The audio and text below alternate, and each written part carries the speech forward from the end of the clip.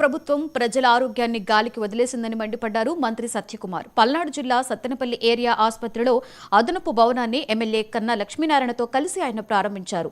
నాణ్యమైన వైద్య కోసం 175 నియోజకవర్గాలలో 100 పడకల ఆసుపత్రులు నిర్మిస్తామన్నారు.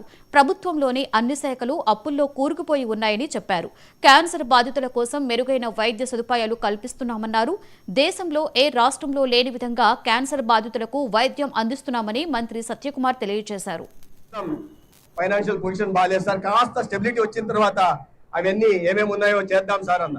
కానీ అవసరం లేకుండా అవన్నీ వారే తీర్చేశారు. ఇంకా కొన్ని చిన్న చిన్న కొరతలు ఉన్నాయి.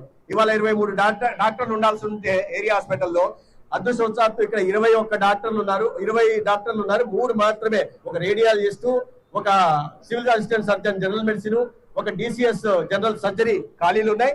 వాటిని కూడా నియామకాలు మన ప్రభుత్వం గత ప్రభుత్వంలో ఈ నియామకాలు చేపట్టాల. మనం నియామకాలు చేపట్టాం. 300 కొత్త సివిల్ అసిస్టెంట్ సర్జన్లను తీసుకుంటున్నాం. అదే విధంగా ఇన్ సర్వీస్ కోటాలో దాదాపు 300 మంది కొత్తగా వస్తున్నారు. కాబట్టి ఆ కొరత ఏవైతే ఉందో ఆ డాక్టర్ల కొరత, వాటిని కూడా తీర్చే ప్రయత్నం నేను ఖచ్చితంగా చేస్తాను.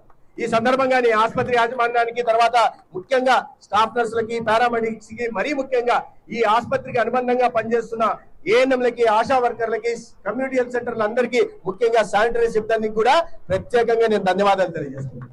అరకొర జీతాలతో వారు కష్టపడుతూ పనిచేస్తున్నారు. ఆ విషయాలు మనం గుర్తుపెట్టుకోవాల్సి ఉంది. చాలా తక్కువ జీతంతో రోజు అనేక గంటలు పనిచేస్తున్నారు. అంటే ప్రజారోగ్యం పట్ల అనేక మంది చిత్తశుద్ధితో పనిచేస్తున్నారు. కాబట్టి ఆసుపత్రుల్లో చిన్న చిన్న కొరతలు ఉన్నప్పుడు కూడా ప్రజలు వాటిని గుర్తించాల్సిందిగా. ఎందుకంటే 5 సంవత్సరాల పాటు పాలన గాలికి వదిలేశారు. ఎవరు పట్టించుకోలేదు, రాజకీయాలు మాట్లాడదలుచుకోలే. కానీ కన్నా గారు అడిగినప్పుడు నేను ఏం చెప్పాలి, నా దగ్గర సమాధానం లేదు సార్, స్టెబిలిటీ లేదు. ఏం చెప్పాలా?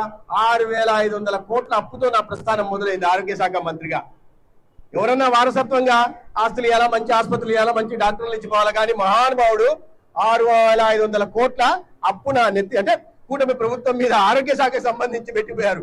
అయితే దార్శనికత కలిగిన నాయకులు ఇవాళ ముఖ్యమంత్రిగా ఉన్నారు కాబట్టి చంద్రబాబు నాయుడు గారు అవన్నీ కొత్తలు తీర్చే ప్రయత్నం చేస్తున్నాం. దానికి కావాల్సిన సహకారం కూడా కేంద్రం నుంచి నరేంద్ర మోడీ గారు అందిస్తున్నారు. కాబట్టి ఈ కొరతలను అధిగమించి ఏవే సమస్యలు ఉన్నాయో ఆసుపత్రుల్లో, అది కింద ఆయుష్మాన్ ఆరోగ్య మందిర్ దగ్గర నుంచి, ప్రైమరీ హెల్త్ సెంటర్ దగ్గర నుంచి, కమ్యూనిటీ హెల్త్ సెంటర్ నుంచి, ఏరియా హాస్పిటల్ నుంచి, డిస్ట్రిక్ట్ హాస్పిటల్ నుంచి, టీచింగ్ హాస్పిటల్ దాకా ప్రతి కొరతని 5 సంవత్సరాల కాలంలో తీర్చే ప్రయత్నం ఖచ్చితంగా చేస్తాం.